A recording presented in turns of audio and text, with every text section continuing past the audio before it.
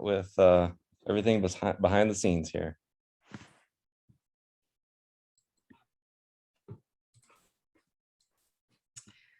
All right, and so we do have some amazing panelists that you will meet when we are ready for them to give their presentation. So I'm going to go over some college information and timeline, tips and resources, upcoming workshops that students and families can participate in, and then we will get to our wonderful presentations. So a quick overview. By senior year, most of our students hopefully are aware of their different options, but to review, in California, we have 3 different public school systems. We have the University of California, the California State University, and those are both 4-year schools to earn a bachelor's degree or higher, and California community colleges to earn a 2-year associate's degree, certificate programs, be able to transfer. So you're going to hear from from representatives from all of these systems tonight that will go into more detail. In addition, there are private school options for students. These vary in size. A lot of them are really small with small class sizes. Some are large, over 80 here in California, and then a ton across the country as well. They're all different. You'll get to hear from one of our local private school representatives tonight, and she'll share information about what private schools are looking for, and just, things for you to keep in mind and look for as well. So you'll get some good information. Out-of-state public schools are also options that some students choose to take. Out-of-state tuitions do vary. So students do need to research each school individually. Schools in the western part of the United States do participate in WUI. It offers reduced tuition for out-of-state residents that are in that participating region. And so it will be at most 150% of the school's in-state tuition. Sometimes it will even give California residents the same in-state tuition as their own students. Hi, this is Jenny again. Can we please spotlight the ASL interpreter for access?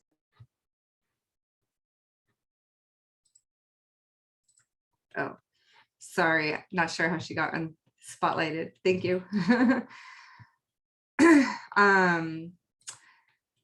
So next we have a guest who's going to talk for a couple of minutes about another option that's available as well as a resource. So Mr. Fort.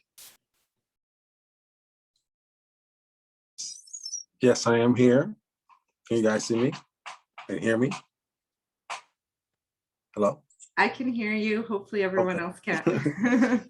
Okay. The next slide talks about historical Black colleges and institutions and universities across the country. There's 107 historical Black colleges, and these historical Black colleges originally was designed for Black individuals leaving enslavement in 1865. However, these schools are no different than the other institutions, and people should look at them as an option as well for schooling. One of the benefits that you have at an HBCU that might be a benefit to all is that our scholarships are vast, and and you could take full advantage of that leaving college with little to no debt. We have actually 3 or 4 kids from Castro Valley that got full ride scholarships to historical Black colleges, and they're paying $0 to go to school. So at the end of the day, this should be an option, especially if you're from African descent. And so, but overall, it accepts everybody, accepts every institution. So if I was this individual, I would look at that. There's benefits. Here's the benefits of smaller classes. Your scholarship pays for your study abroad programs. It also helps you find internships.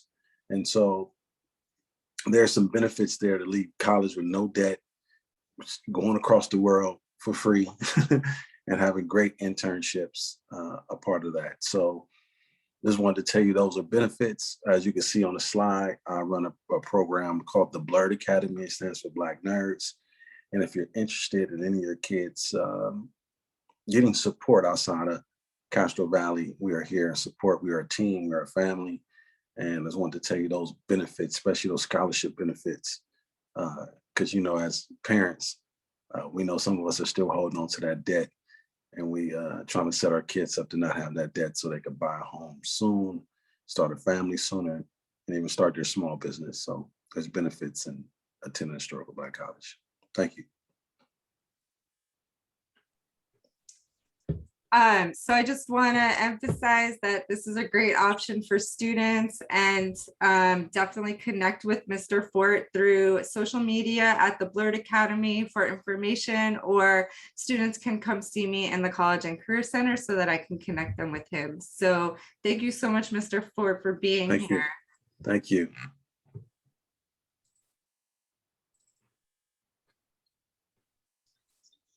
All right, so the college application process. First, students need to apply, which happens October through February, and we will go over dates on the next slide. Students need to complete the FAFSA or California DREAM Act application for financial aid before March 2nd, the sooner the better. Most colleges will send out their acceptance rejection letters in February and March. Some might be a bit sooner. And then you should receive your financial aid offers in April. And May 1st is decision day, where students need to submit their intent to register. So the application dates, the UC app and the Common app, which is used for private colleges, opened August 1st for students to start working on. October 1st, tomorrow, the CSU application opens and their submission period opens. And Gabriella will confirm if Las Positas application is opening October 1st, as it did last year, along with Chabot College. November 1st is when the UC submission period starts. Early action, early decision. Deadlines vary November 1st through November 30th. That's an option for students who really want to apply early for that private school that's their top choice. November 30th is the hard deadline for UCs, and it is the priority deadline for CSUs. Some CSUs will allow applications after the priority deadline, but students really need to pay attention to which ones. So we recommend that students get everything in by November 30th. And in fact, earlier, because November 30th is only a couple of days after Thanksgiving break. So students, we recommend getting it in before Thanksgiving.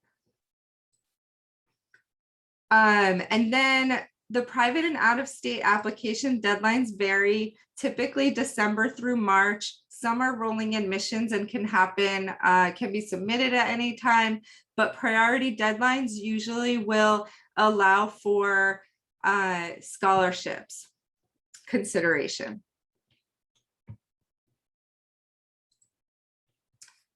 So just a couple of quick tips. Make sure you submit your applications and follow-up materials on time. Use an email that is different from your school email. Students cannot receive emails from outside of Castro Valley Unified School District to their school emails.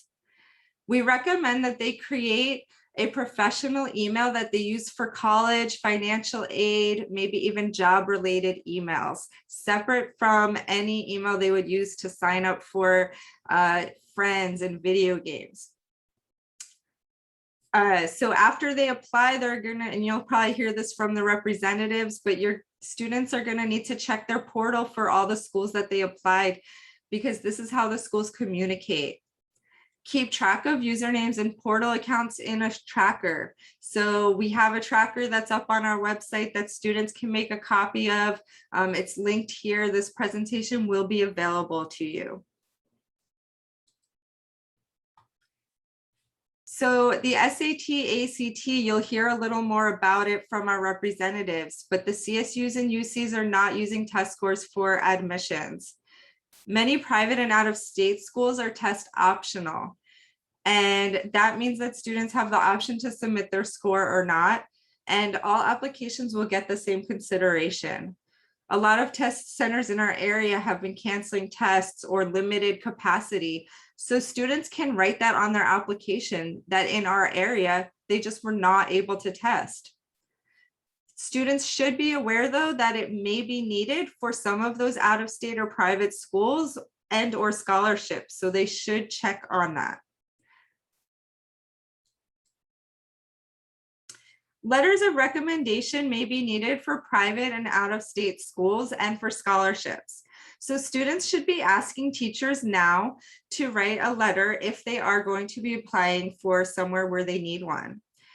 Typically 11th or 12th grade teacher. If they're applying for a STEM major, they should consider a STEM teacher such as math or science. We do have what we call a brag sheet on our website. It's a Google Doc with questions and chart for them to fill out. They can make a copy, fill it out, give it to their teacher and counselor so that they can get a great recommendation. They should ask first and then add the recommender's email to the application.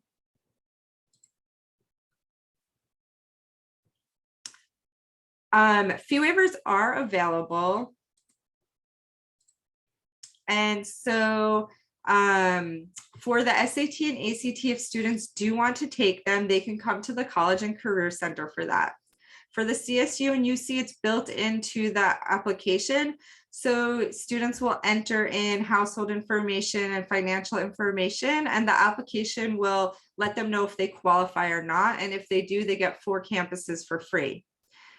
Private school fee waivers are available. They can request it through the Common App or download through College Board or NACAC if they qualify based on their income.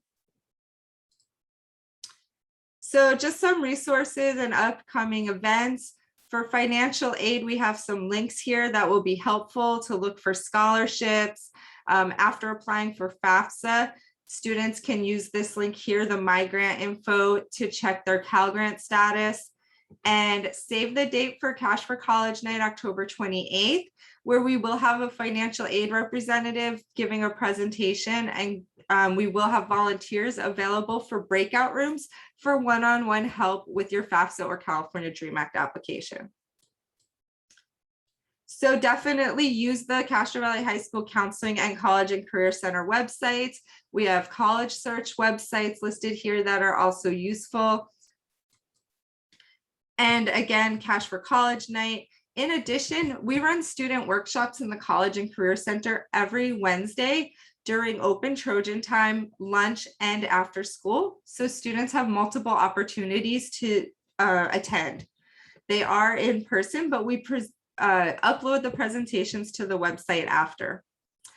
Upcoming topics will include application walkthroughs, financial aid, and more. We've already done ones on different college options, also resume writing.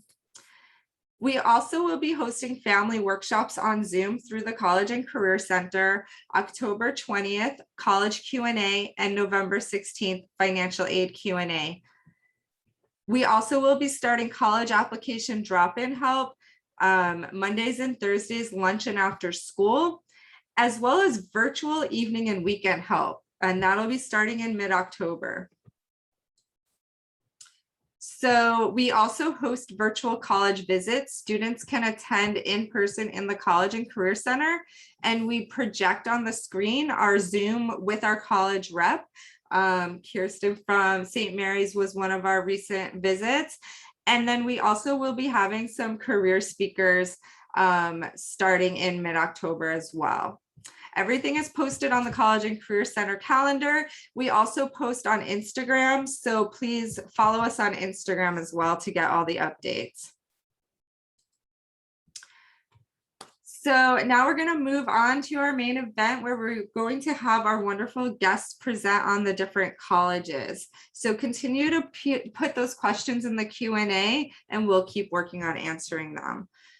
So I'm going to now turn it over to Gabriela from Las Positas College. Okay. Hi, everybody. Can you hear me? Okay, great. Thank you, Allison. Let me begin by sharing my screen 1 second.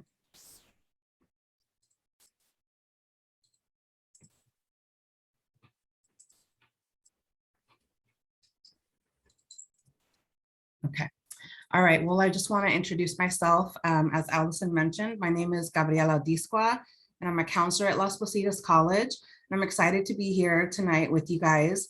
I'm going to talk about the option of community college and maybe what might lie ahead in the next year for you, but a little bit of focus on LPC, but also just in general about California community colleges. So the first thing I wanted to just kind of display was for you students to think about, where do you think you might be next year? Have you asked yourself some of these questions? So have you thought about what's going to happen after senior year? Have you thought about a major? Maybe you're unsure, or maybe you're debating between a couple of majors. Maybe you're kind of more interested in trades or technical fields. All of these areas have a place for you in a community college, and it's a great place to begin. So let's talk about that a little bit. So the California Community College is one of the largest systems of higher education in the nation. It's got 2.1 million students attending, and there's 116 colleges, which is really exciting. So there's lots of options. Community colleges offer a great way for students to ease into higher ed. So we all know that transitioning from high school can be a little, confusing, or you could worry a little bit, but community colleges offer smaller campus sizes and could be a really good fit. You're also able to take prerequisite courses for majors that have maybe a little bit more math, science, or other coursework that you need to do for the major that you're considering. And there's community colleges all over the Bay for you to consider as well. So I'm here from Las Positas, but you can definitely consider Chabot, Ohlone and Fremont, there's Delta, there's so many. So definitely keep community colleges on your radar. One of the good things that I experienced coming from a community college myself was definitely the diversity and options of classes that they offer, or the styles of classes. So they've got traditional day classes, they've got evening classes to accommodate students who need to work or who have other commitments and need evening courses. We've got a very robust online course selection, even pre-COVID. So now we're all remote, but we're definitely online for a lot of courses. And then we also offer short-term classes that are either maybe the first 2 months, the last 2 months. So we've got a little bit of combination options that will work for you. 62% of faculty instructors in our district, at least, Chabot and Las Positas, have doctoral degrees. So they're coming from other four-year universities and working as faculty members at our campus, which brings a wealth of knowledge to all of our classes. And 50% of students graduating from four-year universities do come from community colleges. So that's exciting. There's a lot of options for you to begin your transfer opportunities at a community college. Just a little highlight on Las Positas specifically here. It's got one of the highest transfer rates in the state with 46.67%, which is a really good outcome. Last year alone, we had over 700 and a little bit more of our students transferred to a CSU or a UC. That's great. And we've got approximately 70% of LPC students who applied to the UC system were admitted. So that's really good news for you all as you're considering your choices. Some other reasons which I thought were helpful to highlight. It's definitely one of the less expensive options to consider. It does give you an opportunity to improve your transcripts. So if your high school grades and GPA weren't at the point where you wanted them to be, or maybe aren't where they need to be, you do have the opportunity to come to community college and rebuild, if you will, and work on classes that will transfer. So that's another great opportunity. You are going to get quality education. Our classes range from 25 to 28, depending on the course. So you do have the benefit of smaller courses. And all of our classes are taught by faculty. We don't have teacher assistants or graduate students in our courses. So that's another tidbit. SAT and ACT scores are not required once you are a transfer student, so that's not something that you need to worry about. And it's a great place for you to begin your career exploration. So one of the reasons why I asked those questions initially was for a lot of students who have made up their mind about a major or are debating between a couple of majors, or maybe don't have a major just yet, community college could be a good first step for you. It's an opportunity to begin your career exploration by taking courses in fields to see if they kind of trigger a little more interest in you and in what you're learning.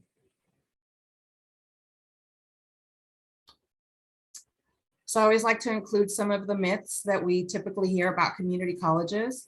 So the first one, it's easier than a traditional four-year university. And so one thing to consider is community college courses are just as rigorous and or demanding as comparable four-year universities. The courses are taught by faculty members. Everyone has to have a master's degree and or have higher studies than that, have years of experience teaching in the field, and bring a wealth of knowledge because they do teach at several institutions. So they are or can be just as demanding. The most successful people attend traditional four-year universities, not always true. So as many as 50% of our students do transfer over to a four-year university. So we know that in our district, we've got somebody famous. Tom Hanks was a previous community college attendee, and we could keep going, and you could use Google and check out and see who else has gone there. But overall, people that are successful, like your high school counselors, your teachers, your counselors, and many people in our community are transfer students or started as transfer students. So some students often wonder if what credits or courses and units count if they attend a community college, and they actually do. You are completing freshman and sophomore units, similar to your peers who are entering straight from high school to a community college, and also from high school to a four-year university. And community colleges are accredited by the Western Association of Schools and Colleges. So we always like to make sure that you know that your units are transferable and will be received by incoming four-year universities. A lot of students look to see what else they can participate in aside from their academics when attending a college. And so community colleges do offer a robust student life. We've got over 30 clubs on campus, and we do encourage students to get involved. This is an opportunity for you to develop your interest, meet other people who are enjoying the same field as you, and also connect with people on campus. Aside from that, we've got a wide variety of college sports on our campus, and you can opt to play them competitively or just for recreational purposes, which is another opportunity for student life. And so let's talk about what your fees look like. Currently, right now, LPC, the tuition is $46 a unit. And so traditionally, if you would take 12 units a semester, you would multiply that by 46 and kind of get an estimate of what you would spend annually. And I have provided kind of a glance here at my colleagues' fees as well. And neither one is bad nor better, just informative for your own purposes. Here is a pathway just for you to get an idea of what it may look like if you decided to attend a community college and if you were enrolled for 2 years.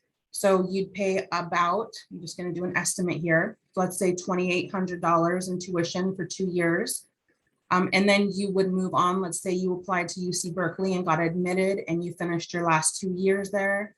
So in total for the completion of your bachelor's, you'd be looking at about $30,000. If you had begun at UC Berkeley all 4 years, you can kind of see the difference in what your fees would look like. So as Allison was mentioning, we do have options at community colleges. You can earn certificates, which are 30 units or less and do not require general education. You can then look at Associate of Sciences or Associate of Arts degrees without transfer, if that is something that you're interested in as well. And then we also have associate's degree for transfers. And these are wonderful options for students who might be interested in both an associate's plus meeting transfer requirements. And we've got over 60 different degree options and over 29 ADT programs. So that's really exciting.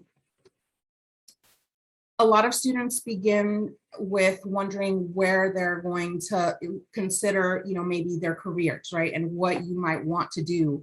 And so for some students, one of the categories would be maybe something a little more hands-on.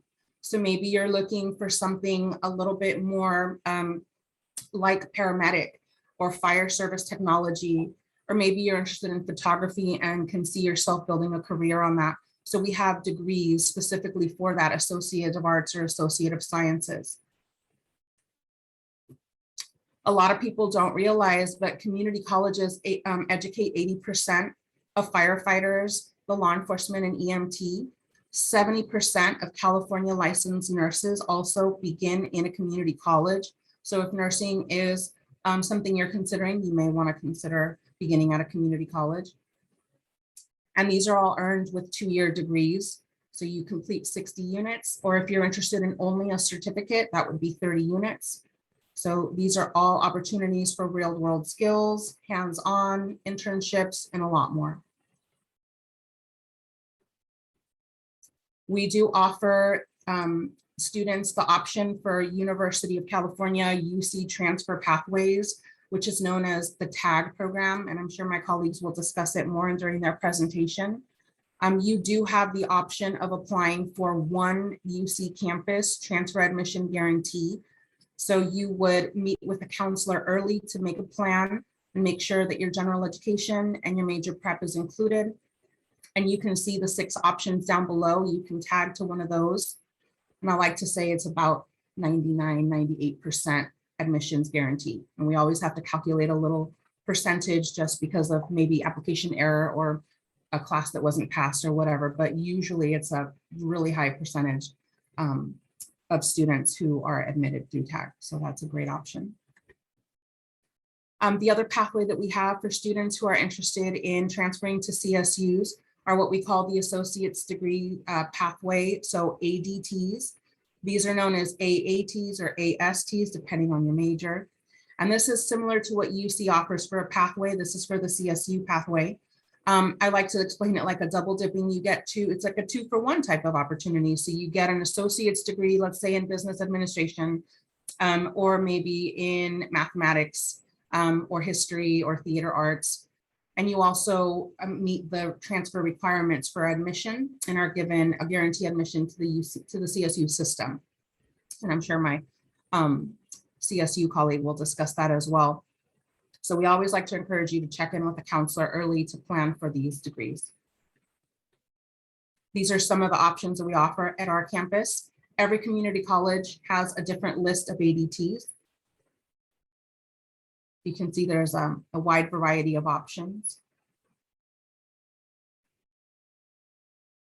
And in general, this is pretty helpful for people to kind of picture how long it may take you. I get a lot of questions about the length of time that it would take me. So certificates which don't require gen ed, usually you can get them done within maybe 6 months. We always like to give a range. Community college is available for everybody, and that includes full-time students. That includes people who work full-time, right? Or people who are returning to college. So it depends on when they complete their courses and how many units they can take per semester. Associate's degrees, we always like to say you can do it in 2 years. It could take 3, it depends on the degree. And then the same for your transfer requirements. Most students can get out of a community college in 2 years. It could take 3, especially if we're talking maybe about a STEM major. So that is something to consider. It varies by student and by student needs. So this is a little bit of a busy slide, but I wanted to give you just a visual of what it could look like for 2 different majors. So these are examples here. So a psychology major who's following an AAT in psych to try to get the guaranteed admission to the CSU, but also wanting to keep their UC options open, might have a year that's planned out similar to what you see in front of you. 13 units in the fall, 13 in the spring. And I kind of played out the transfer outlook for you for the second year. That would give them 60 in 2 years. However, the STEM major looks a little bit different. So they're definitely taking more units. And so we planned for the bio AST and also meeting UC requirements, which requires higher math on the calculus side. So again, the STEM plan takes prerequisites into account. This plan could look a little bit differently based on AP exams if a student has them. It can also look a little bit differently based on math and English placements. So it may be less or more depending on where they place. If there's remedial math included, it could take 3 years. If there's prerequisites to chem, it could take a little bit longer. But I just wanted to give you a kind of a visual of what it could look like. I always like to mention support services. Community colleges offer fantastic support services. So we have a very active disability resource center, which offers accommodations for students who are wanting to continue the accommodations that they may be already having that they may be finding useful already within their high school support. We also have a CalWorks program for parents who want to work, receive childcare, and also go to school full-time.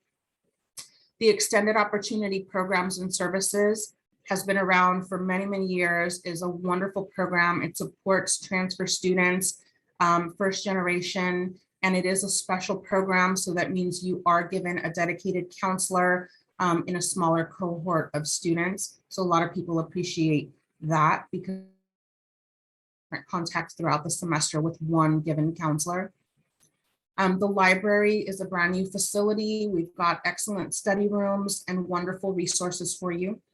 And we have really great tutorial services. Students receive 2 hours of free service a semester, but honestly, lately we've been approving way more than that.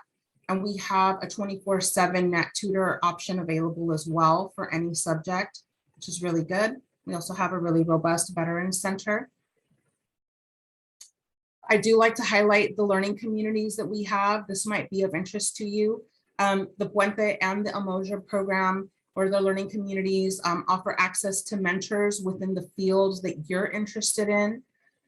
You are taking classes together in a cohort style. So you're beginning in your English 1A and following along with each other. So you really get the opportunity to build community, which is great because it brings about friendships.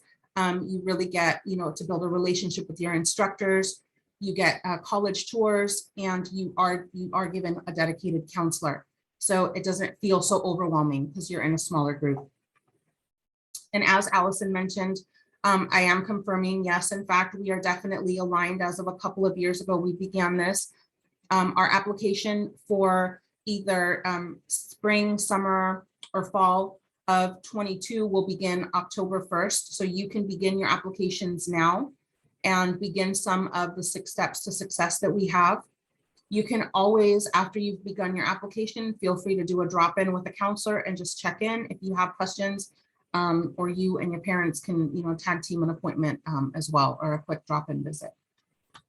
That's all I have for you today. Thank you so much. Appreciate it. Thank you so much, Gabriella. So if anyone has questions, please continue to put them in the Q&A and we will get those answered regarding community college. And so next we will be moving on to our next presentation. Miss Lena Corn-Clark from Cal State East Bay. Hello, everyone. Like you said, Lena Corn-Clark. I'm a pre-admission advisor as well as a recruiter here at Cal State East Bay with the Welcome Center. So I'm going to go ahead and share my screen. Okay, let's see. Can y'all see my presentation? Yes. Fabulous. Thank you so much. Okay, great. So I'm here to tell you a little bit about the CSU system. So I'm going to give you kind of a general overview. I'm also going to drop some facts about Cal State East Bay because that's where I'm from, kind of as we go. So let's get started.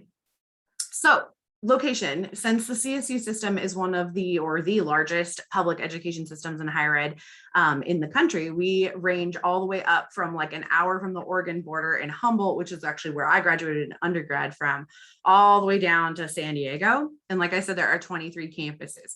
So something to think about when you're thinking about college is making sure that you actually like the location you're at.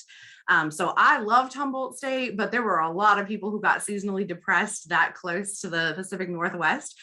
So just make sure that you're paying attention to not just the school itself and what it can offer you, but the location of where it's at. Wherever you are in the state of California, there is something for you at a CSU. So here are some CSUs that are near you. So Cal Maritime, Monterey Bay is really close. East Bay, obviously that's us, we're in your back door. Sonoma, San Francisco, and SJ are all your local CSUs. So some of the benefits of the CSU is really what I feel really passionate about, and why I decided to not only graduate from the CSU, get my master's from the CSU system, but then work for them as well, is because the mission of the CSU is really about providing affordable education to everyone. And so I think that they do that really well through not just, yes, we have fantastic professors who are still active in their field, that can get you those internships, that get you connected at big companies like Google and Apple and Pixar, like we do here at East Bay, but also just that they give you real world application. So real hands-on experience in the field. That's something that I super loved about my experience at a CSU, where we would go out in the field and take samples and data, and really so that when I graduated and when all CSU graduates come into the field, they have a resume full of actual hands-on application. Some majors do this through requiring you to have an internship before you graduate, and some just build it into the function of their classrooms. So that's something that I feel is really, really cool about the CSU. Some of the interesting facts about the CSU, this is our little brag slide here, but basically we are one of the largest, like I said, systems in the US. And what that means is we produce a lot of students. In California, 1 in every 10 employees is a CSU graduate. So a lot of professors and teachers, especially since the CSU system, really, a lot of the colleges started as teacher colleges. And then also just everywhere, top of the business, international, as well as local, you'll find CSU graduates. So that being said, you can study pretty much anything at a CSU. We have everything. A lot of schools offer like the major ones like history and English, what you kind of think of as typical majors.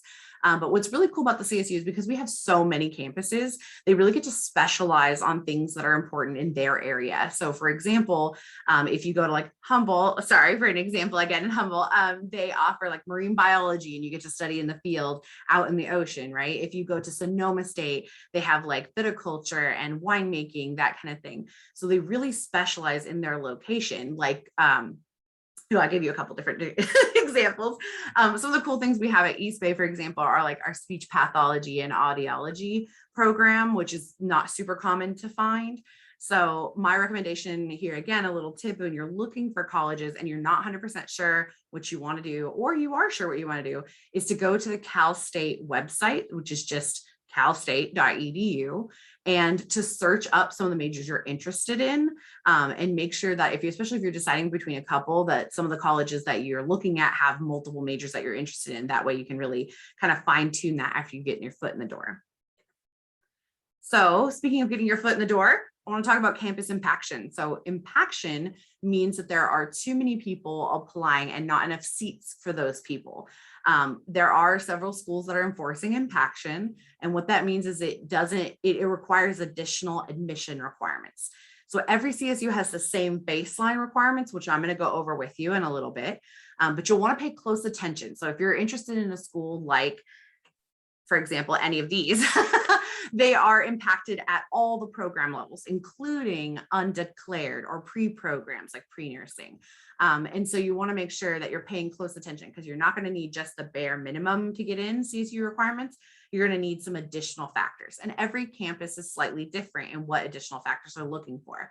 So my recommendation here is that if you are interested in a campus with an impacted program, for example, nursing is the only program that's impacted at East Bay, or if you're looking at an impacted major CSU overall, like for example, San Jose State, that you want to make sure that you're connecting with someone like me. So a pre-admission counselor, a recruiter, someone who can sit down with you, look at your transcripts and tell you, these are what you need to do in your final senior year in order to meet these requirements, and make sure that you're on track. Speaking of requirements, here are our freshman 2022 admission requirements. So I know they kind of touched on it earlier, but I just want to go a little bit further into detail. So I want to make sure that you're graduating. We want to make sure that you have those A through G courses. Any of your counselors at your current school can help you with that. One of the things I want to point out is that since we're not accepting the ACT, SAT, or not requiring it for admission right now, what that means is we're taking kind of a closer look at your transcript. So we're making a closer look at your GPA. Specifically, if you have a GPA of 2.5 and above in your A through G classes, then you're good to go. You just need those A through G and 2.5 and above, and you're good. You've met the minimum CSU requirements. However, if you're between a 2.0 and a 2.49, you're still good. We just want to do a couple extra things. We're going to look into some options called supplemental factors. So some schools may require these from the get-go. Some schools may not require them depending on if they're impacted or not. We're going to take a look at them. Here are some supplemental factors. They are unique to each school. So a lot of times what we recommend to students is if you're not 100% sure what school you're going to be applying to, make sure you're taking that extra year of math that you didn't need, or that extra A through G course to kind of boost up your application. If you come from any of our local service areas, so the CSU mission is to provide local affordable education, you'll get a little boost to your GPA there. So there's lots of different ways that you can kind of enhance your application if you're applying to those schools that are impacted, or if your GPA is 2.0 to 2.49. So again, reach out to someone like me. That's what we do. We're here to make your life a lot easier. And so that way we can kind of take a look and come up with a plan of attack for you for that for that senior year. So bouncing over to transfers. These are the upper division transfer requirements. It's pretty straightforward. Again, these are minimum, so different schools that are impacted might have additional requirements. So 60 semester units, meaning you're going to take about 2 years at a community college, which I know that they just chatted about. And you have to have specific classes completed. The biggest thing that I want to point out is that I went to the community college route before transferring to Humboldt State, getting my 2 bachelor's degrees, then transferring and getting my master's. So I would recommend going the ADT route if you're going to go to a community college. It makes so much sense. The ADT is that associate's degree for transfer. It's literally designed to get you an associate's and to meet all the lower division requirements of your major that you're interested in transferring into. It guarantees you admission into the CSU. Now, if you're applying to a heavily impacted program, it doesn't guarantee you admission into that program. You still may have to jump through some hoops to get into that program. But definitely recommend talking to your community college counselor about an ADT if you're looking at transferring. It's a fantastic option. So now let's get down to the nitty gritty about applying. As you may know, tomorrow is the day that the application's all open for the CSU. You're going to find that application on the Cal State website. You apply to all the CSUs from the same application. So calstate.edu/apply. It's also the big apply button on like every campus's homepage. So I'm sure you'll find it. One thing that I do want to point out is that the closing day on this application is different for every CSU this year. So really just pay attention when you're in your application and you're adding the program that you're interested in applying to. If you look off to the right, it will show you the exact deadline. So let's say you're applying to Cal State San Marcos and their deadline closes November 30th. It will say November 30th. And then you're applying to East Bay. Our program deadline doesn't close until February 15th. So just something to keep in the back of your mind. Pay attention to the little details when you're going through that application. The app is $70. There are fee waivers built in, as was mentioned beforehand. If you're having any trouble with that, give us a call here at the Welcome Center. Your counselors can also assist you with that. Every school that you're applying to has a center like mine whose function is to help you through this application. So please don't ever feel stuck. You always have people like me and your counselors looking out for you. If you're interested in the support program called EOP, which is Educational Opportunity Program for first generation and low income students, you'll want to apply now. You only get to this one chance to apply. So you don't get to apply after you've been accepted. And then let's see, kind of went over that one. Okay, great. So I just want to give you a little rundown on how the application process works. I know that they already kind of talked about it a little bit. I want to be a little bit more specific. So when you submit your application for the CSU, you'll get contacted with a student ID and an email and a portal. And unfortunately, if you apply to a lot of, 5 different schools, you're gonna have 5 different portals, 5 different emails. It's a lot to keep track of. My recommendation is just to set aside time once a week to check all of those things. So check your email and your portal for each of the schools that you apply to in the CSU. They will always communicate with you in advance via that portal, where they'll have a to-do list for you that you'll have to check off, and via your email. After you submit your application, which I recommend you do in the first month, please don't wait. The app does crash if a lot of people try to do it at the same time at the end of the application season. So I recommend October. But after you submit that application, I want you to start thinking about your financial aid options. Even if you're not sure if you're going to utilize financial aid, you should go and fill out the FAFSA or the DREAM Act as applicable to you. And I like to say, once you finish that application, take a breather for a week and then fill out your FAFSA or something like that. That way you sort of get both of them done rapid fire back to back. That way, once you get into the portal and your student login and all that, then they're just going to ask you for a couple of supplemental documents. And then after you submit those documents, you'll have your financial aid package, and you can kind of look through what your options are at every school you've applied to before you accept by the May 1st deadline. So that'll give you some time, some wiggle room to really explore these colleges you got accepted to. Okay. Speaking of the colleges you're accepted to, always good to know your tuition. The CSU is typically around the same, $7,000 up through $7,500 is typically what they cost. East Bay is one of the more affordable ones. So we're just under $7,000, and that's per academic year. So that counts for 2 semesters typically. And then the cost to live on campus is slightly different. And again, it's dependent on where the college is located. But it's usually somewhere between $12,000 and $16,000. So you'll definitely want to look at that beforehand. At this point, most of these, pretty much everybody has like virtual tours and stuff like that broken down on their website. So just make sure you're doing a little research before you really kind of dive into the financial aid package that you're offered. So you really know what your dollar amount looks like at the end of the day. And some tips. I've given you some tips as we went. One of the biggest things I can say is that really, if you can, travel to the campus you're interested in.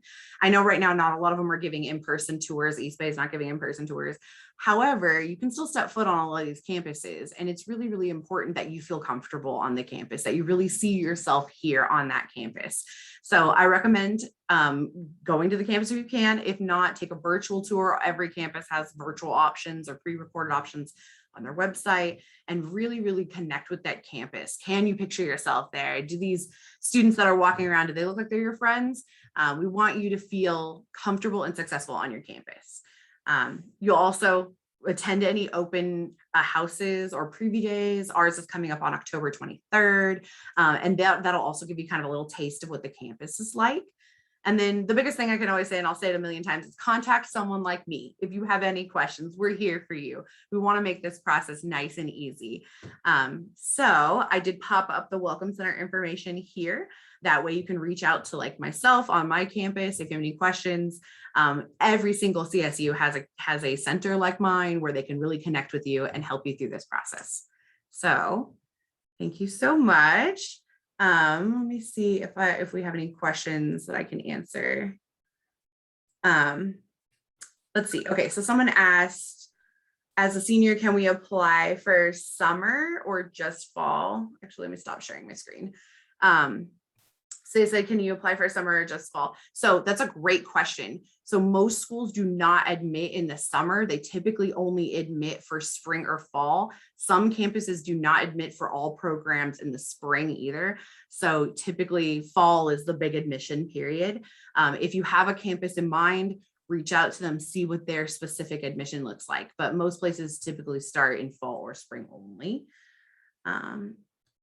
So let's see, it looks like a couple of people are answering. So one of the questions I see up here is for the housing cost from 12 to 16K is cost both the school and the dorm or just the dorm? Excellent question. That's just an estimate on housing, just housing. So just the cost of living on campus. For example, ours on our campus is about, I think it's about 13 to 14K. And that's because we have apartment suites. So you tend to have a little bit more space, and it's not quite like a dorm. It's more like an apartment. So you pay a little bit more, but that doesn't include your food. It just includes like your electricity and your internet, kind of just the basic housing cost. So that was a good question. There was a question about how do they know if they're eligible for EOP? Oh, excellent. Yes. So if you, EOP is specifically for first generation and low income students. And so in the application, the CSU application, it has more information about the program, specifically about like what qualifies as low income, that kind of thing. You can always just apply if you're not 100% sure, or you can contact someone like myself in the EOP program on campus. So if you reach out to the Welcome Center, we will connect you with that person to kind of go over it ahead of time before you apply. Oh, this is a good question. Somebody asked, is dorming freshman year typically mandatory? It depends on the campus. So it is not necessarily a mandatory thing. At East Bay, we don't require it. There are some schools that do require 1 year in freshman, just that freshman year. So definitely look into the specific campus you're interested in, because yes, that is specific to each campus. Good question. Okay, there's a question about, are you able to change something on the application? Because they accidentally put summer instead of fall. That's totally fine. If you haven't submitted your application, you can absolutely just log into the fall application instead of summer. So when you're on the CSU Cal State Apply website, the first thing you do is scroll down and select what term to apply for. Just select fall. And that way you're applying only for fall. If you already submitted, I want you to contact the specific school that you submitted to. So I want you to contact their admissions office specifically, and that way they can help route you as to what the best option is. Okay. Awesome. So thank you so much, Lena. That was amazing, as always. Students and families, if you have more questions for the CSU and for Lena, please put them in the Q&A, and we'll keep working on typing answers and can go over some at the end as well. So thank you so much. Thank you. We're going to move on to our next presentation. So we're going to move on to UC, if Joseph is ready, from UC Santa Cruz. Ready, here, and excited to speak to everyone. So, pardon me as I share my screen.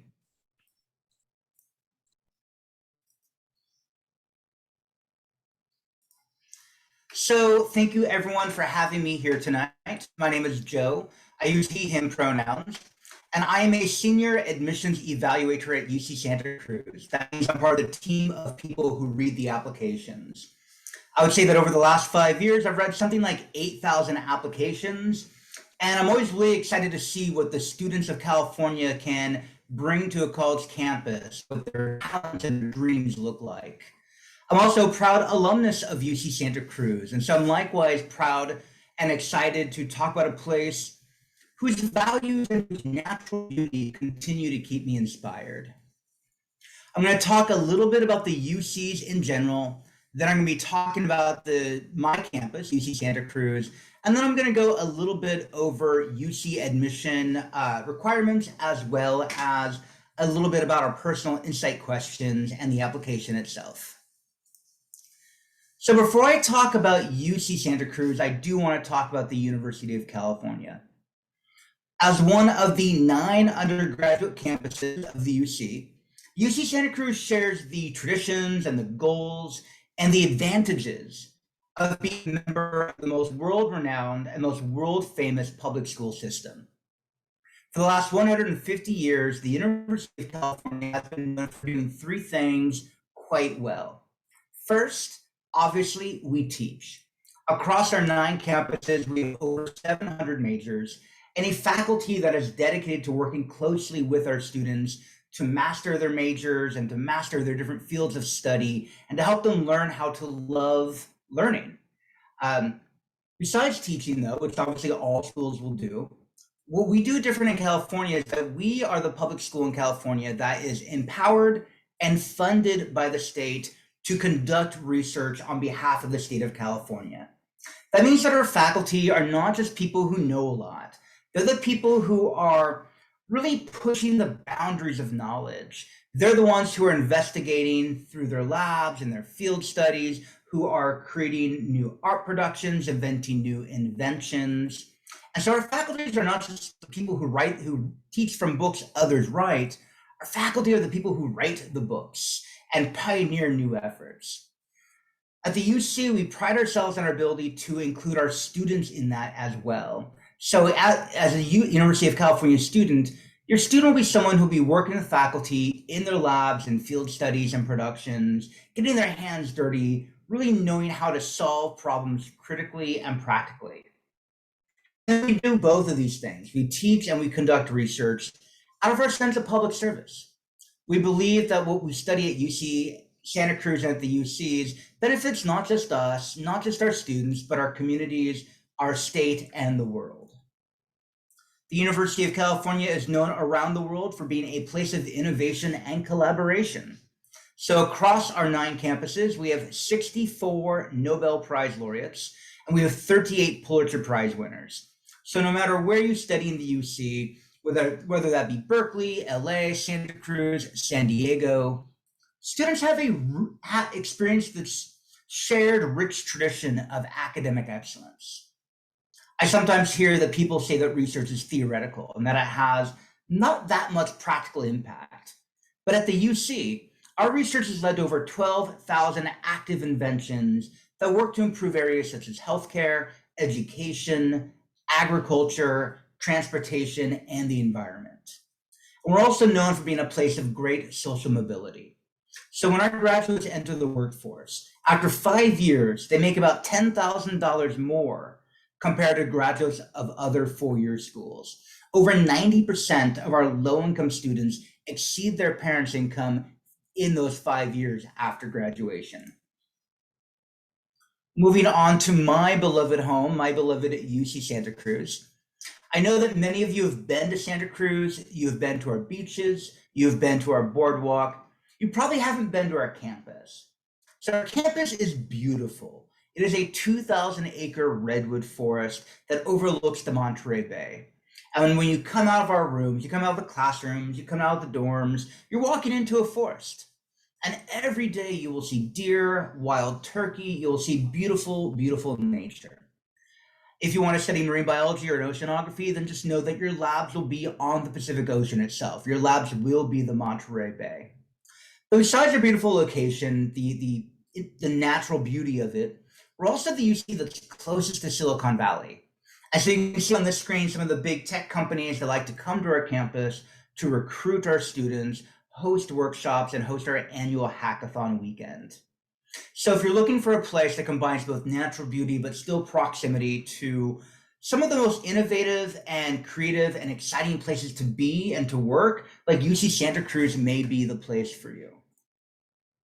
On my campus, 69 minors, and so no matter what you want to study at UC Santa Cruz, either we offer it or we offer something very close to it. And we create new programs every year. And so some of the more recent majors we've added recently have included applied mathematics, biotechnology BA to correspond with our biotech BS, our new education major, which is democracy, education, and justice. And then really pertinent for this time in American history, we're proud to offer a Black Studies minor, which is hosted by our fastest growing major, which is critical race and ethnic studies. But no matter what you study at UC Santa Cruz, your students have a great chance to share in the work with our faculty, our professors. 75% of our undergrad students conduct research before they graduate. That means that they're outside the classroom, They're working in labs with our professors. They're working in field studies. They're working on new art productions. They're inventing new great engineering devices. Our students are really doing practical things, building a resume and building a network of faculty who know them and who can write their letters of recommendation for grad school. We'll be moving on now to the application and to admission requirements for the UCs. You can see here our general timeline. So the application for the UCs is currently open. It opened on August 1st. But you cannot click that big shiny green submit button until November. So the magic time period is the month of November. Students can apply between November 1st to the 30th. There's no benefit to apply sooner than later, but we all know that things happen. Laptops die, Wi-Fi goes out, so definitely don't wait until the 30th to fill out your application. We'll then alert students about whether or not they've been admitted around the end of winter, so late February to March. They then have until May 1st to accept that offer of admissions. And then those students who are waitlisted tend to hear back from us by the end of June. So requirements for the UC, we have 2 minimum requirements at the University of California. As you have heard now already, we are test free. We were last year and we will be for the next 3 years. So while you can submit SAT scores or ACT scores, I don't look at them and they have no impact on the way that I read an application. So there's 2 things we look at to see if they qualify for the UCs. First, A through G coursework, and then 2, having a minimum GPA, weighted GPA of a 3.0 or higher. Keep in mind, the University of California, Santa Cruz is a selective campus, as are all the other 8 UC campuses as well. That means that we're looking for students who do more than just the minimum. So if we tell you to take at least 3 years of math, your student will be a stronger student if they take a 4th year of math. If we say to take 2 years of science or 2 years of a second language, you will be a much, much more competitive student if you take a 3rd and 4th year of science, a 3rd or 4th year of a second language, so on and so forth. The minimum weighted GPA to apply is a 3.0. UC Santa Cruz, our average GPA the last 2 years has been around a 3.9. And while that's not a target to aim for, because it's an average, we admit both above and below that. Just know that we are looking for students who are pushing themselves, who are challenging themselves, and who can bring something to our campuses and to their fellow students. I do want to point out that those are the FROST requirements for admission. We are very transfer friendly at the UC and at UC Santa Cruz. And our goal is to have a 2-to-1 ratio of FROST to transfer students. Coming in as a transfer student, we do offer a guaranteed admission to certain transfer students, mostly those who come from a California community college, with a GPA of a 3.0 or above. So if you have a 3.0 and you come from a great school like Las Positas, you may have a guaranteed admission to the UCs.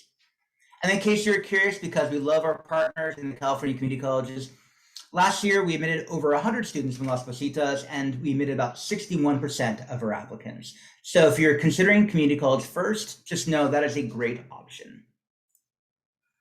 But whether you come in as a FROST or a transfer student, there's 13 things that the UCs look at on an application. So these are the only things I'm allowed to look at when I read an app. As you look at these, you'll see that GPA is one of them, so super important. But you'll also see that about half of these are academic and about half of these are non-academic. And so you'll see some of these things you can quantify academically, like GPA, number of honors courses, performance in a subject area like, really in this case, English and math. But also we look at other things as well. We look at special projects a student may have done, either in the school or outside of school. We look at their talents and their achievements and awards. We look at all these things to ultimately get a context for the student's life. The big question I tend to get is something to the effect of, I have this GPA. Am I competitive for a UC campus?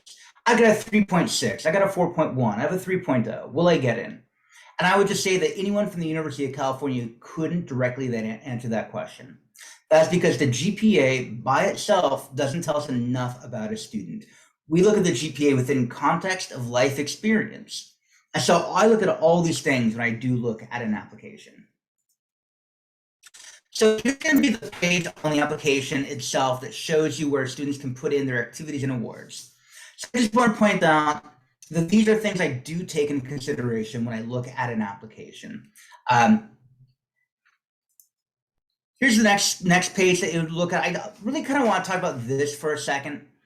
So what I'm looking for from a student is devotion to, I'd rather see a devotion to several small areas than doing a little bit in a whole bunch of different areas. So I really like to see growth and leadership in a particular area. So that can be an informal thing. You don't have to be the president of a club to be a leader. You can show leadership in other ways. And so you're going to have 350 characters to describe what a particular program, club, activity is and what you do in it. And I get this every year, and I don't know why, but people will sometimes describe the club in a weird way. They'll say that, for example, baseball. Baseball is a competitive sport played between two teams with a bat and a ball. And I'm like, I know what baseball is. I'm following the pennant race right now. I'm rooting for the Giants. I don't need you to tell me what baseball is. I need you to tell me what you've done on your team, what position you play, how you've grown as a player, how you've mentored other players, and what your team has done for me to get a better sense. I don't need to know about the club so much as I need to know about you, the applicant, you, the student.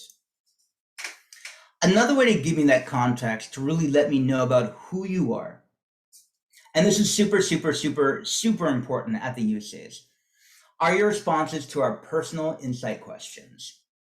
So we're going to be asking our applicants we're going to ask them 8 questions, and they're going to respond to 4 of the 8.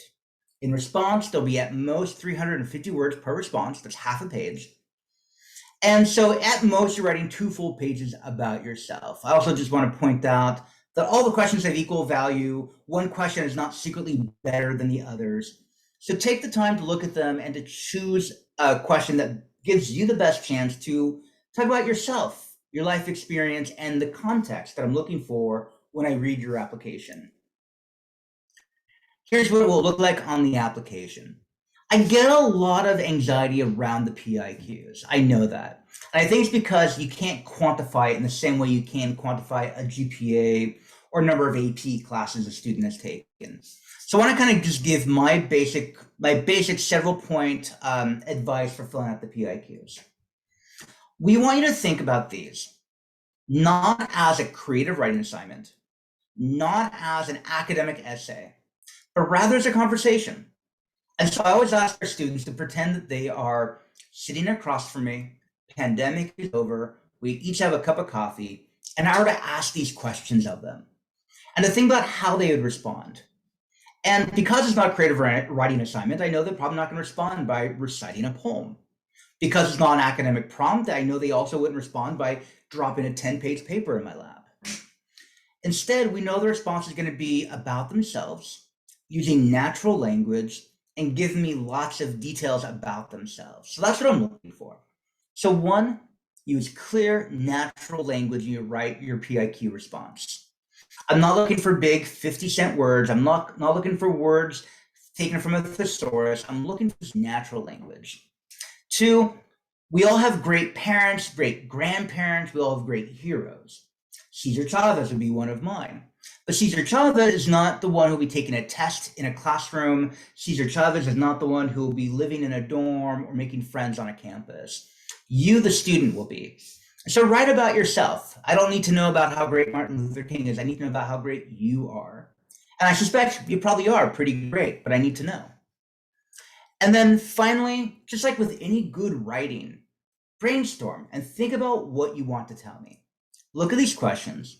Take a moment, think about one big central idea you want to convey. Then take your time and think about your life. Think about what you do in the classroom, what you do in your family, what you do in your church or temple, what you do in the community. And then you think about those examples and write them down and give me lots of facts. What I'm looking for are facts and data and details, all to give me this great context so I know who you are when you're applying to a UC campus. I'll point out that on the application, there will be a section for additional comments. So I'm going to see your grades. I'm going to see your classes. I'm going to see your clubs. I'm going to see your responses to the PIQs. But just in case there's anything that we missed in asking and you missed in telling us, we give this one extra spot. If you leave this blank, no problem. No reason to fill it out. You won't be penalized for not filling it out. With that said, if there's something we need to know, please let us know. We've all been impacted by the pandemic. It's been totally stinky for everyone. But if you've been excessively impacted by the COVID-19 pandemic, let us know that. If you were impacted by the social justice movements that occurred last summer in the wake of the murder of George Floyd, let us know that as well. It's a chance to let us know what is happening that otherwise we wouldn't know about. I'm going to conclude pretty quickly, but I also just want to point out financial aid and scholarships are available at the University of California. We view paying for your education to be a partnership between you, your family, and us, the campus. So at UC Santa Cruz, last year we gave out over $320 million in aid to our student body. Over 80% of our students receive financial aid. The UCs have what is called the Blue and Gold Opportunity Plan, which is our promise for students who make under $80,000 a year. So if your family makes $80,000 or less, it is free to attend a UC campus. You'll still have to pay for room and board, but the tuition is covered by us. If you make more than that, we still offer other financial aid forms, as well as need and merit-based scholarships. The UC application for admission is our application for scholarships as well. So there's not a separate application for that. Just know when you're filling out the UC application, after you put in your grades and your clubs and the PIQs, there'll be a page that will list hundreds of different scholarships. Some will be very specific, some will be very general. But look at them and click everything that might apply for you, and we'll do the legwork to see if you qualify for these scholarships. And then finally, I just want to point out that tomorrow, bing bing, is the opening of the FAFSA and the California Dream Act application. The earlier you fill these out, the more money there is for you. So don't wait to fill out the FAFSA or the Dream Act application. They open tomorrow. If you want more information about UC Santa Cruz, please take a picture of this QR code and take the very short survey, and then we can be in contact with you about UC Santa Cruz and the UCs. I also just want to point out that we don't just want students to apply. We want students to apply well. And so we are here to support student applicants. And so, questions will be answered if you go to our website. You can follow us on Facebook and Instagram. We have many virtual events being offered by our campus, including virtual campus tours. But then finally, there's me. I'm the representative assigned from UC Santa Cruz to Alameda County. So if you have questions, feel free to reach out to me directly. My email, and you can take a picture of this as well, is super basic. You can find me at joe@ucsc.edu. So if you have any questions about UC Santa Cruz or the UCs, if they don't come to you tonight, they come to you tomorrow, next week, whenever, just reach out to me. I'm here to help you. So I want to thank you all for listening. I know we've all been on Zoom a lot over the last 2 years. Thank you all for being here. And now I'm going to stop sharing my screen. Thank you so much, Joe. There is a question about the transfer path from community college to UC. If it is better to go to a specific community college, or is a transfer the same from any of the community colleges? We would view any community college as being equal to any other community college. So if you went to Los Positos, or you went to De Anza or Chabot or somewhere, we treat it all equally the same. Some might offer different programs or different classes. And I know, for example, College of the Desert, way down like in Palm Springs, doesn't have chemistry. So you couldn't do a biology or a chemistry major from College of the Desert. But here in the Bay Area, we have excellent community colleges. So they're all going to be the same in the way that I read an application. And there was a question about SAT being considered for scholarship or class assignments. Someone heard that UCLA was considering it to enroll in certain major related courses. I had not heard that. So yes, so that's why we would accept the SAT. So when I don't look at them, they have nothing to do with in terms of the actual admission itself, but they can be used to determine what courses you can then enroll in. If you have a certain SAT score in math, for example, that would let our math faculty know you don't need to take pre-calculus, you can already go into calculus or what have you. So mostly it'd be used like that.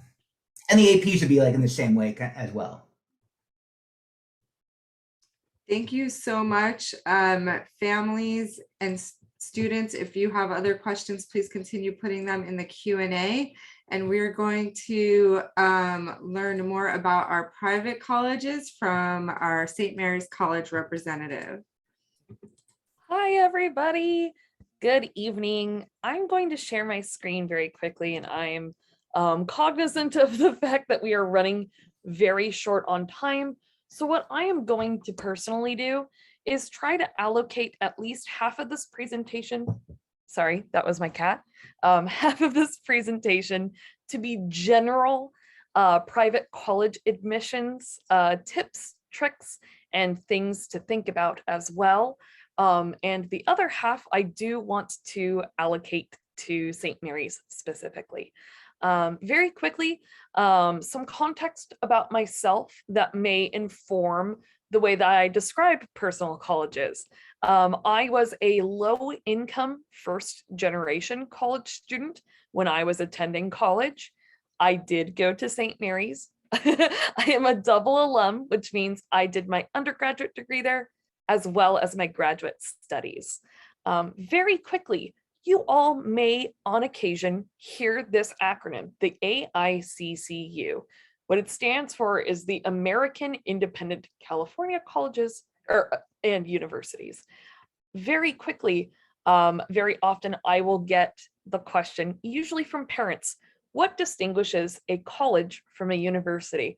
The long and short answer is in the United States, there is almost no distinction. It all falls down to population size. Colleges tend to err on the smaller side, and universities tend to be larger.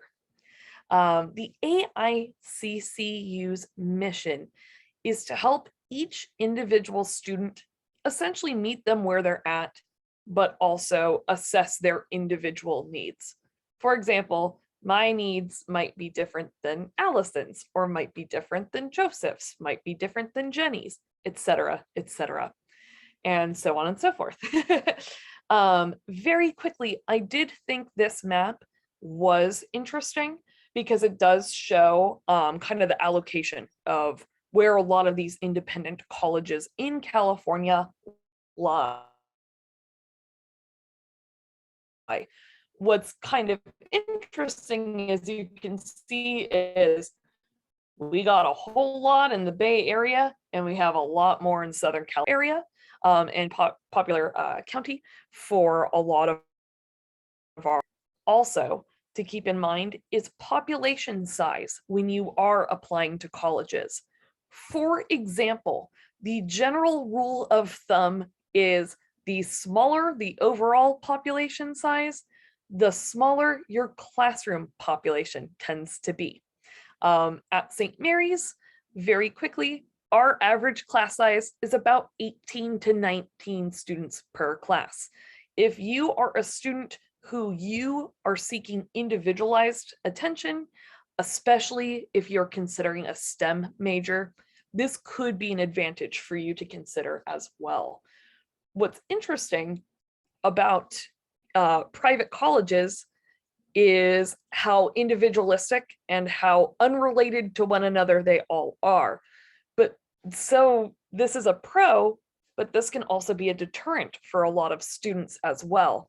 There's a lot of research asked of students who are interested in private colleges, only because they are all so different than one another. For example, there are private universities in California that do require that you do be the religious sect that that particular school is. There are more often than not ones that do not require this. St. Mary's is one of those. We do not require that you be Catholic to attend or apply.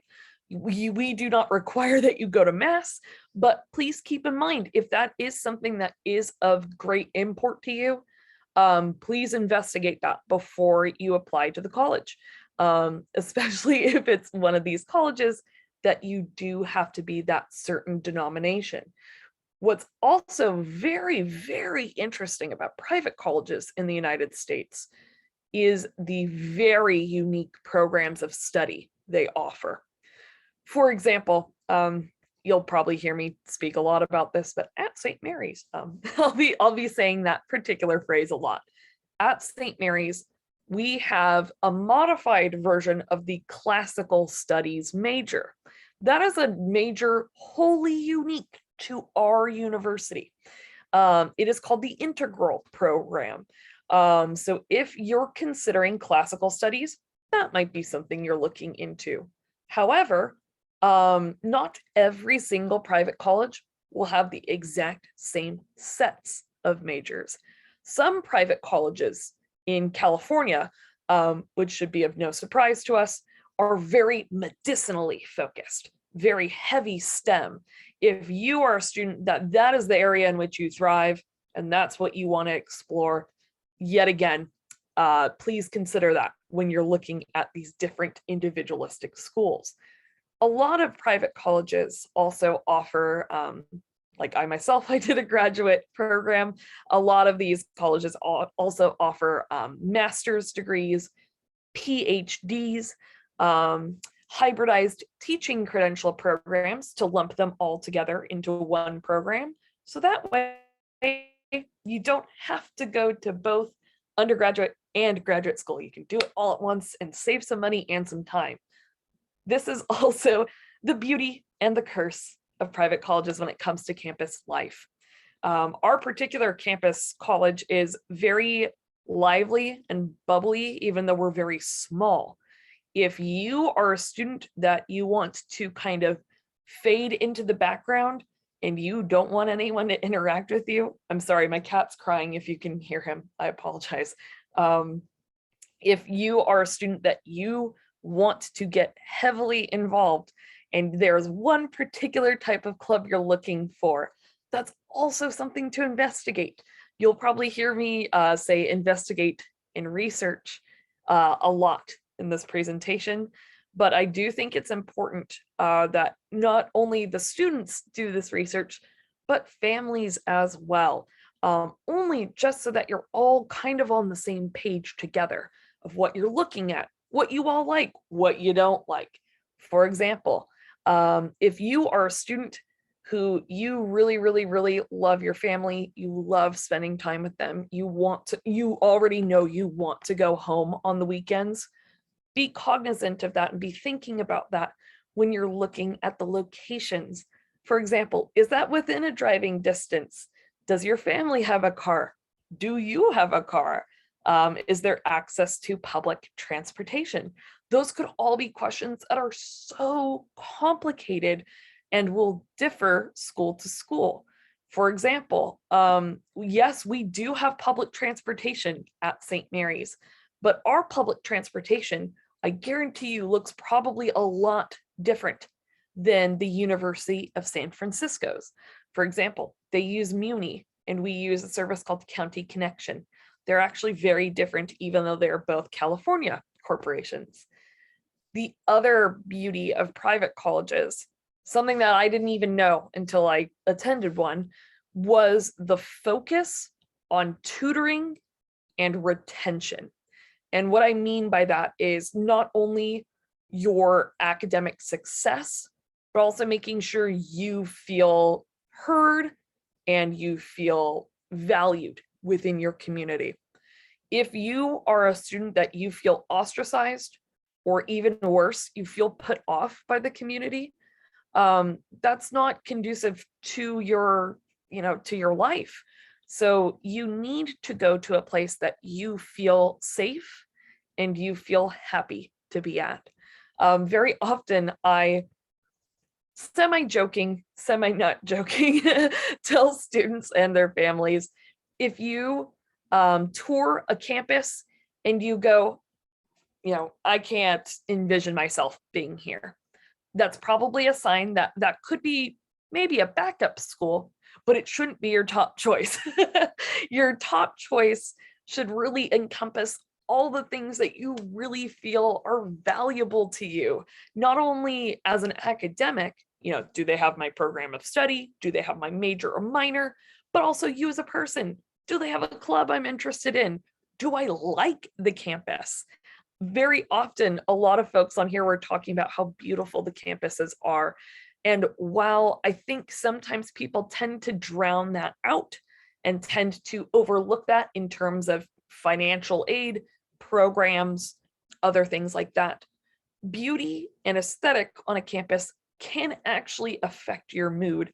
I know Lena jokingly was talking earlier about seasonal affective disorder at Humboldt. I actually had a teacher that went to Humboldt and he loved it, but he said the same exact thing. So if you're someone like me, that you love fog, you love cold, foggy, dark mornings, you love a good storm, maybe an East Coast school or a Pacific Northwest school would be great for you. Maybe Arizona State's not the school for you. So these are all things to kind of keep in mind also that may not actually seem that important, but actually are. Please keep in mind, this particular slide is from 2019. So a lot of these statistics are actually woefully inaccurate now, but a lot of them still hold true. The one that I wanted to point out that I thought was of most relevance was this third bullet point you may see on this slide that says 40% of these private colleges are known as HSIs. This acronym stands for Hispanic Serving Institutions. If you ever see this acronym, what this means is that there are programs in place specifically for Hispanic/Latinx students to not only survive, but thrive. And what I mean by that, and I can elaborate on this from personal experience being in this particular program. I mentioned earlier, I was low income and first gen going to college. If you happen to go to St. Mary's, there is one program on campus called the High Potential Program. It is also kind of lumped into our HSI status as well. It serves low income or first gen students or students who have disabilities. You do not have to have all three. You can be one of the three, two of the three, or a student that has all three of these. And what this program is in place for is not only financial assistance, but emotional support, academic support, and what I like to call filling in the gaps. There's a professional wear loaning program. So you do not have to buy, a suit, a pantsuit, a skirt suit when you're trying to interview for an internship or a job. This program will also help you not only interview for positions on campus, but could also provide federal work study for you. If you are like me, federal work study, or FWS for short, is very, very important because not only does it enable you as a student to work, but it also can allow you other freedoms as well. Very often, students who qualify for federal work study also qualify for certain grants. If you ever have a question about financial aid for any school you're interested in, not just St. Mary's, any school, I always recommend that you reach out to the financial aid office or the admissions office of that school. Because if for whatever reason, the financial aid office cannot answer your question, the admissions office probably can. What you'll see here that's an interesting statistic, and this has actually gone up by quite a bit, it says about 72% of students receive financial aid at these different institutions. At St. Mary's in particular, about 94% of our students do, to give you kind of a metric in your head to compare that to as well.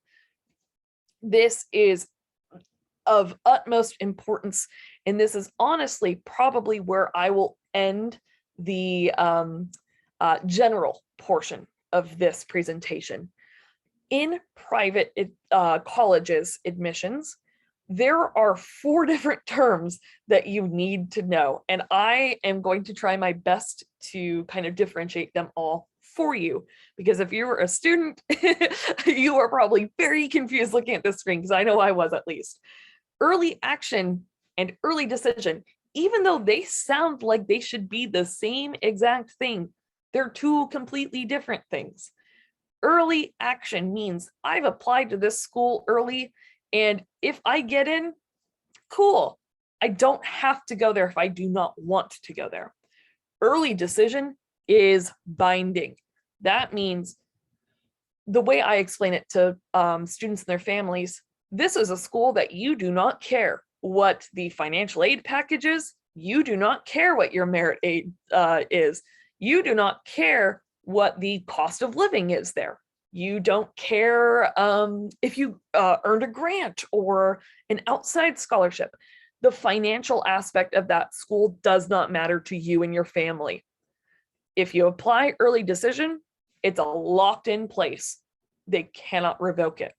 So if you are a student and you are like, wow, I really want to go to this one school. I don't care about any other school in the whole entire world. They don't matter to me, just this one. Early decision then might be a good option for you. There are, on occasion, private colleges that have something called rolling admissions. And it's kind of like how it sounds. It's rolling. So if you were to apply, let's say in October, right? Because October is right upon us. Let's say I apply in October to blah, blah, blah university, and they have a rolling admission status. What that means is when they receive my application and they review it in October, I could literally be admitted in October and I would start school in November. So yet again, this is a kind of scenario where if you quite honestly don't care about the financial aid status, you're like, I don't care. And I just want to go here in particular, and I want to go there now. Rolling admission might be a good decision for you. The way most students apply is regular decision, which yet again is non-binding. Let's say theoretically you applied to UC Berkeley and St. Mary's and let me come up with another school, something back east, like University of, whatever. You apply to all 3 of those, you get into all 3. That's awesome, because now you and your family can wait for your financial aid award letter, and then you can decide which one is best for you and your family. Very quickly, I'm actually going to exit out of this presentation and take you all to another one. Yay! I do promise I'm going to try to make this as quick, but as pertinent as humanly possible. I am going to skip around a lot, and I am going to try to be cognizant of the time as well. So I do apologize in advance if I do skip around a lot. We are a very small university, kind of like I mentioned earlier. We only have about 2,700 undergraduates. That is smaller than my high school that I went to in California. So if you are like me and you honestly love small classes, you like getting to know your professor, you like working one-on-one with your professor, we may be a very good fit. If we are not a good fit for you, look for schools that are small like that, because they actually might be. Like I mentioned earlier, we are a Catholic Lasallian school. You do not need to be Catholic to attend or apply. We are also a D1 school when it comes to athletics as well, which yet again, I find very, very, very important. In the interest of time, just because I want to make sure that I'm being respectful of Castro Valley's time as well, what I thought would be the most important piece to show you is the financial aid and merit-based scholarship kind of matrices we have here. The way I like to explain this is there is a term in higher education called sticker price. I like to explain it with an analogy, which I hope makes sense. let's say your laptop broke and you really need a laptop to function in today's society, especially with things being online like they are now. And you go, oh man, my laptop broke. I need a new one ASAP. You find one that you really like at Best Buy. The sticker price is the literal barcode sticker that you see on that laptop. The sticker is not smart enough to realize that, for example, you could be a child of a veteran, and that could get you benefits and discounts that you can shave off of the total price of that computer.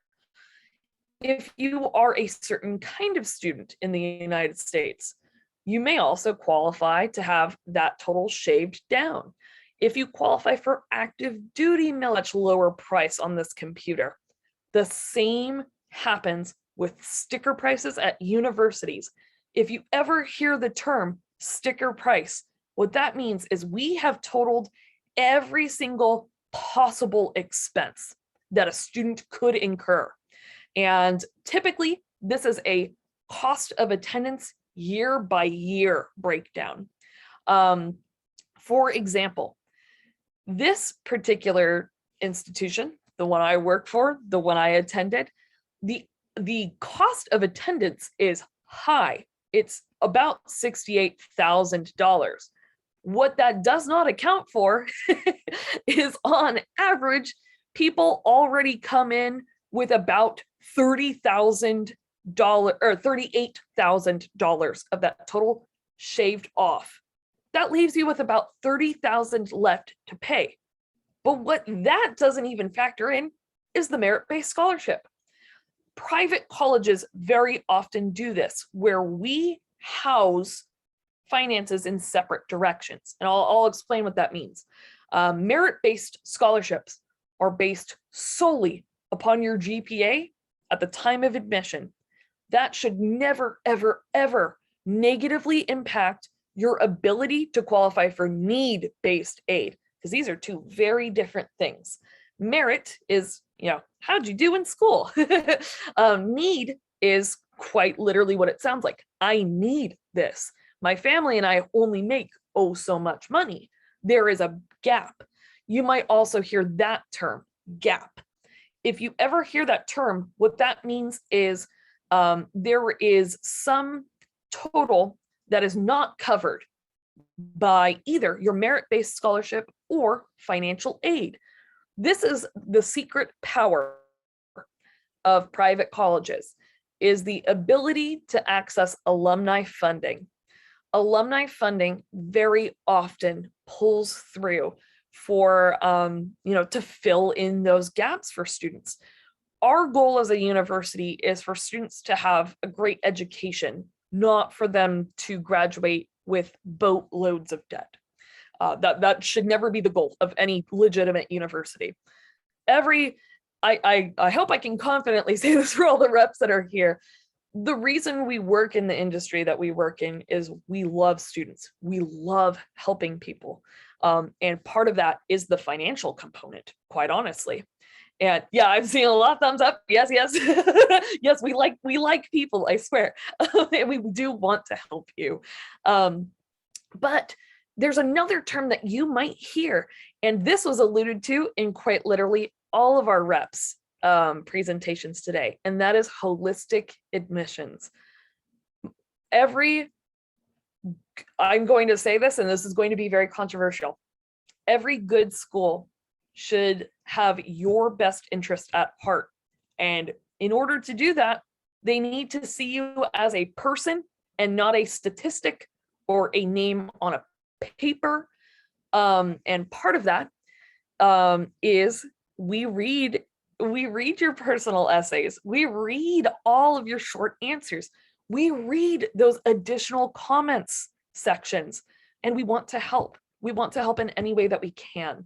And so the more information you as an individual are willing to tell us, the better we can help you, I promise. I know very often students can be shy about that as well. Please don't be. I'm here to reassure you that this is a very safe process, and we're here yet again to help. But kind of moving back to what we were talking about, merit-based scholarships. You could qualify for up to $30,000 just off the bat. You never have to apply for this merit-based scholarship at our institution. It's given to you at the time of admission. So, for example, $30,000 is kind of that gap, right? That leftover of, okay, we took out all the need-based aid and we've taken that off of the cost of attendance. Now we still have this $30,000. We got to whittle that down somehow, right? We can whittle that down further with the merit-based scholarship. At our school, the lowest possible price that you could qualify for is $13,000 worth of scholarship. And it's actually quite rare that we admit students who fall in that tier. Most of our students earn about $26,000 worth of merit-based scholarship.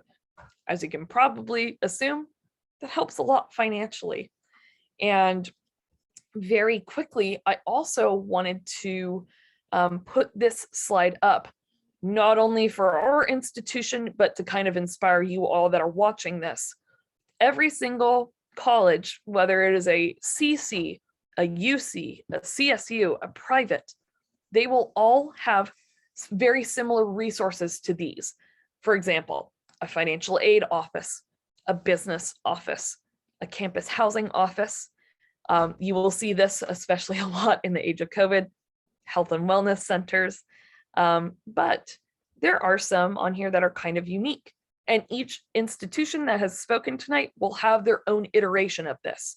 And these are academic support services. If you are a student with disabilities, please consider disclosing that so that we can get you in touch with the Student Disability Services Office.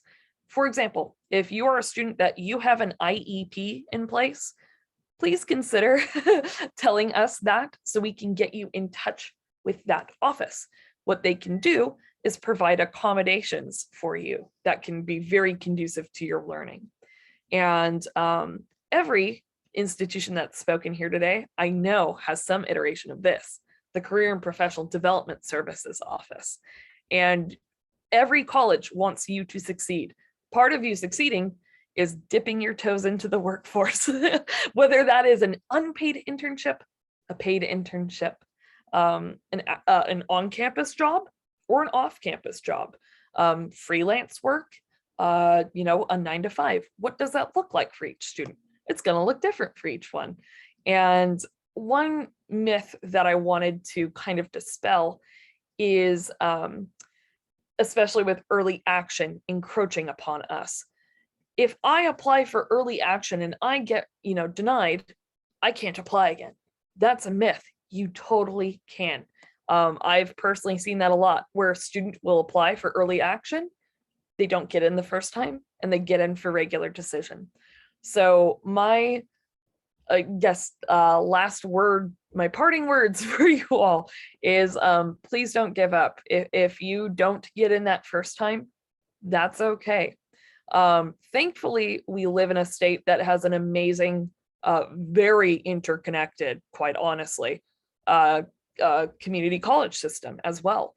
If for whatever reason you do not get into any university and your fallback is a community college, I promise it's actually not that bad. It's not bad at all. Community colleges in California are very interconnected, especially with other universities as well. So I saw a lot of questions tonight roll in about, well, what if I attend this specific CC? Will that increase my chances of going to, UC Berkeley or UC Santa Cruz or CSU something or other? No.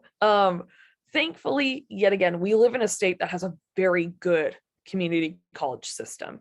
So I can confidently say I've worked with transfer students from every community college here and also abroad and also in the United States. And we're very blessed and very fortunate that our system is as good as it is. And oh, this is a great question. Sorry, I just checked the chat very quickly. Someone asked, when my students' education fund saving account will be reviewed and how? Thanks. This is a great question. A student's education fund saving account can go under different names at different universities. My best bet to this particular parent or student is, if you are a student that has something similar to this as well, please speak to your admissions counselor at your school, or your intended school, I should say, and they will connect you with the financial aid department. Financial aid can usually give you a very, very, very detailed, sometimes to its own detriment by how long the session will be covering all this info, but they can usually give you a very in-depth breakdown of, okay, you should withdraw this amount of funds, this.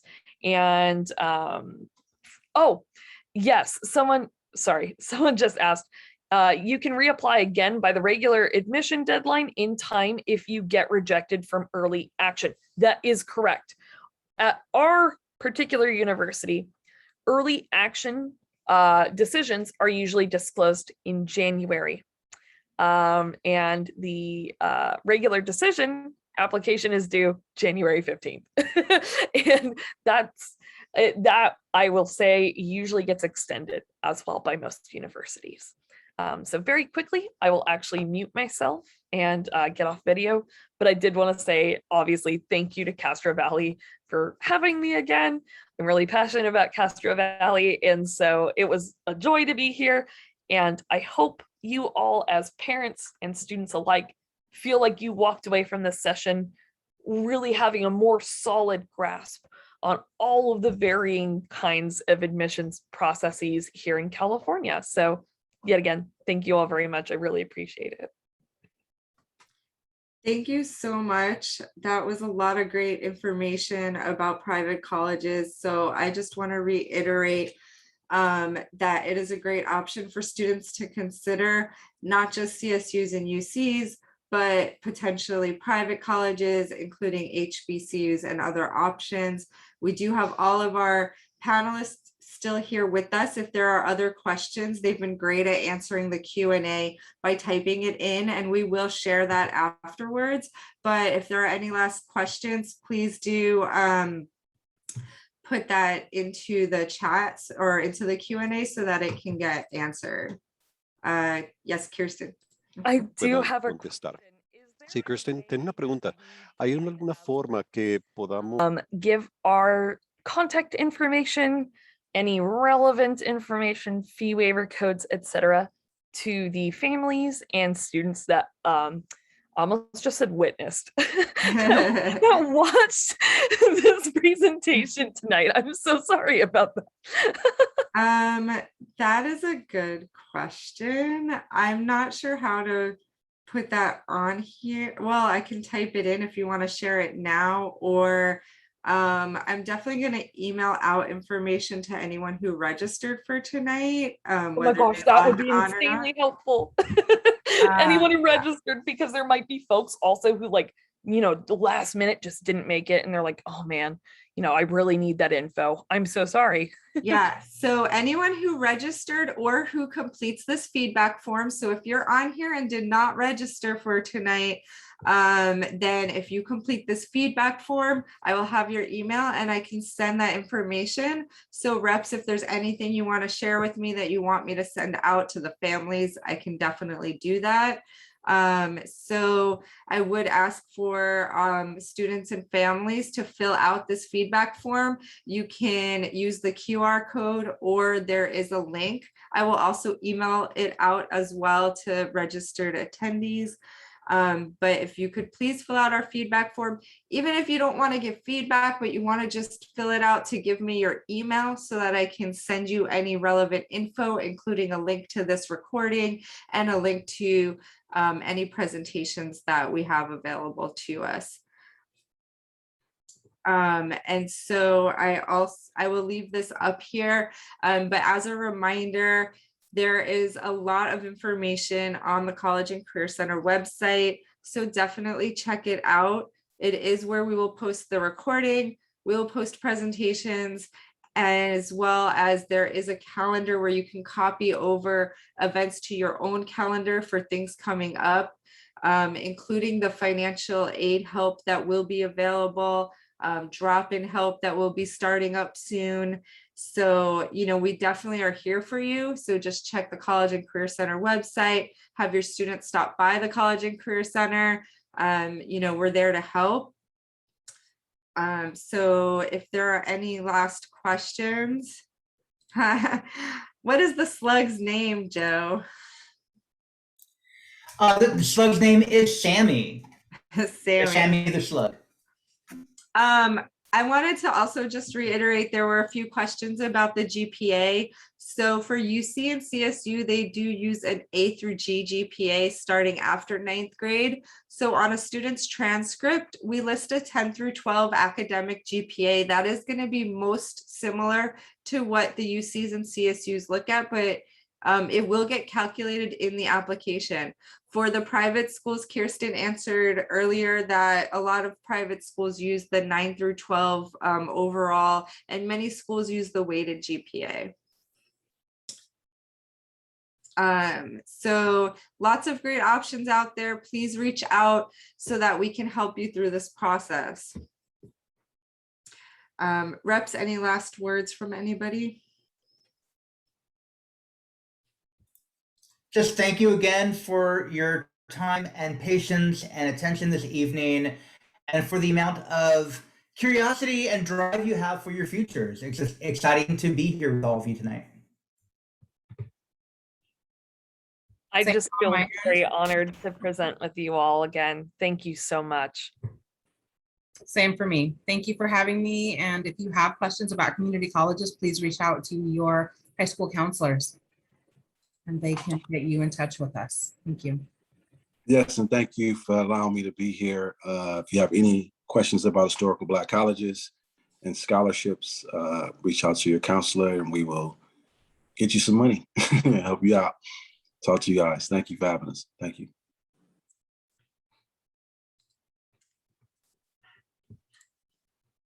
There was one last question and then we're going to close out. Joe, how does the capped GPA for AP honors classes work for UC applications?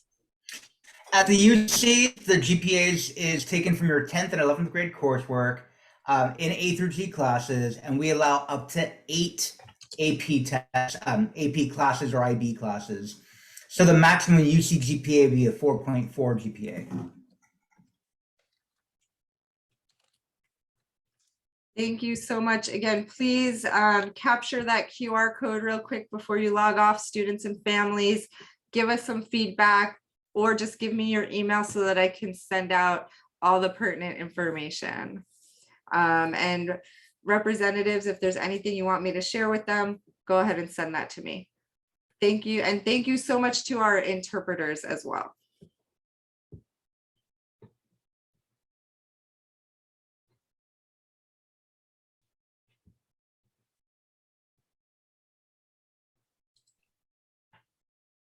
Bye, interpreters. It was awesome to watch you work. Oh, thank you, Jenny. Have a good night. All right. Have a good night, everybody. Thank you. Likewise, from the interpreters, the language interpreters. Hello, our fellow ASL interpreters and everyone. Good night.